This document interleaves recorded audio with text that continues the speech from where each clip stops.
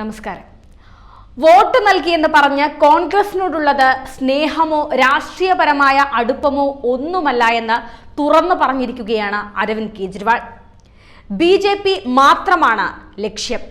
BJPയെ തകർക്കാൻ ഏത് തീവ്രവാദിയെ കൂട്ടുപിടിക്കാനും കേജ്രിവാൾ മടിക്കില്ല. BJPയുടെ തകർച്ചയും അധപ്പതനവുമാണ് ലക്ഷ്യം. അതുകൊണ്ട് മാത്രമാണ് കോൺഗ്രസിനോട് ചെന്ന് ഇന്ത്യ സഖ്യത്തിൽ ചേർന്ന് നിൽക്കുന്നത്. രാഹുലിന് നൽകുന്ന വമ്പൻ തിരിച്ചടി കൂടിയാണ് കേജ്രിവാളിന്റെ ഈ പ്രഖ്യാപനം. ഭരണം കയ്യിൽ വന്നാൽ കേജ്രിവാളിന്റെ തനി സ്വഭാവം പുറത്തു വരുമെന്ന് തന്നെ മനസ്സിലാവുകയാണ്.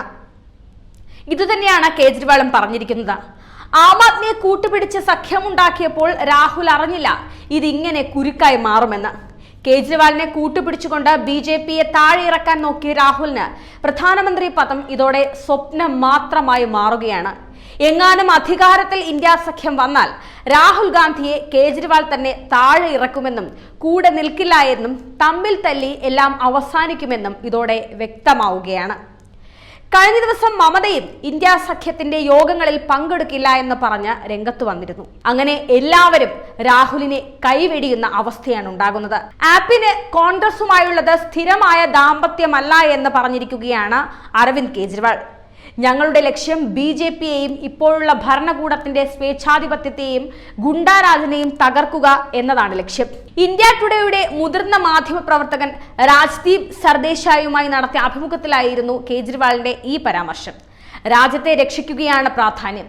എപ്പോഴൊക്കെ BJPക്കെതിരെ ഒരുമിക്കണം അപ്പോഴൊക്കെ ആപ്പും കോൺഗ്രസും ഒരുമിച്ച് നിൽക്കും. പഞ്ചാബിൽ ഒരു തരിമ്പ് പോലും BJPക്ക് പിടിച്ചു നിൽക്കാനാകില്ല. ഞാൻ തിരിച്ച് ജയിലിൽ പോകുന്നത് ഒരു വിഷയമല്ല.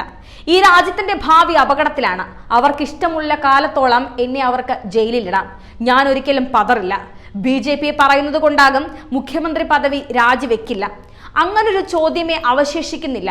എന്റെ നിലപാടിൽ ഞാൻ ഉറച്ചു നിൽക്കുന്നു. വീണ്ടും നരേന്ദ്രമോദി വിജയിച്ചാൽ യോഗി ആദിത്യനാഥിന്റെ ഭാവി തുലാസിലായിരിക്കും, കേജ്രിവാൾ പറയുന്നു. ഇങ്ങനെ ഓരോ നീക്കം BJPക്കെതിരെ നടത്തുമ്പോൾ 1-ാം തീയതി തിരിച്ച് ജയിലിലേക്ക് തന്നെ കേജ്രിവാളിന് പോകേണ്ടി വരുമെന്നും BJPയും തിരിച്ചടിക്കുകയാണ്. ഇടക്കാല ജാമ്യം നീട്ടണമെന്നാവശ്യപ്പെട്ട കേജ്രിവാൾ നൽകിയ അപേക്ഷ സ്വീകരിക്കാൻ സുപ്രീം കോടതി രജിസ്ട്രി വിസമ്മതിച്ചു. ആരോഗ്യ കാരണങ്ങൾ ചൂണ്ടിക്കാട്ടി ഒരാഴ്ചത്തേക്ക് കൂടി ജാമ്യം നീട്ടണമെന്നാവശ്യപ്പെട്ട് സുപ്രീം കോടതിയെ കേജ്രിവാൾ സമീപിച്ചിരുന്നു. എന്നാൽ ഈ ഹർജി പരിഗണിക്കാനാവില്ല എന്നും സുപ്രീം കോടതി രജിസ്ട്രിയെയോ വിചാരണ കോടതിയോ സമീപിക്കണമെന്നുമായിരുന്നു സുപ്രീം കോടതിയുടെ നിർദ്ദേശം. തുടർന്നാണ് രജിസ്ട്രിയെ സമീപിച്ചത്.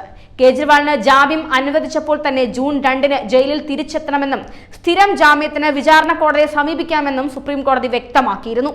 ഈ കാരണം ചൂണ്ടിക്കാട്ടിയാണ് രജിസ്ട്രി അപേക്ഷ പരിഗണിക്കാൻ വിസമ്മതിച്ചത്. എന്നാൽ അറസ്റ്റ് അംഗീകരിക്കാത്തതിനാൽ സ്ഥിരം ജാമ്യം ആവശ്യപ്പെട്ട കേജ്രിവാൾ ഇതുവരെ വിചാരണ കോടതിയെ സമീപിച്ചിരുന്നില്ല. ജൂൺ 1 വരെയാണ് നിലവിൽ സുപ്രീം കോടതി കേജ്രിവാളിന് ജാമ്യം അനുവദിച്ചിട്ടുള്ളത്.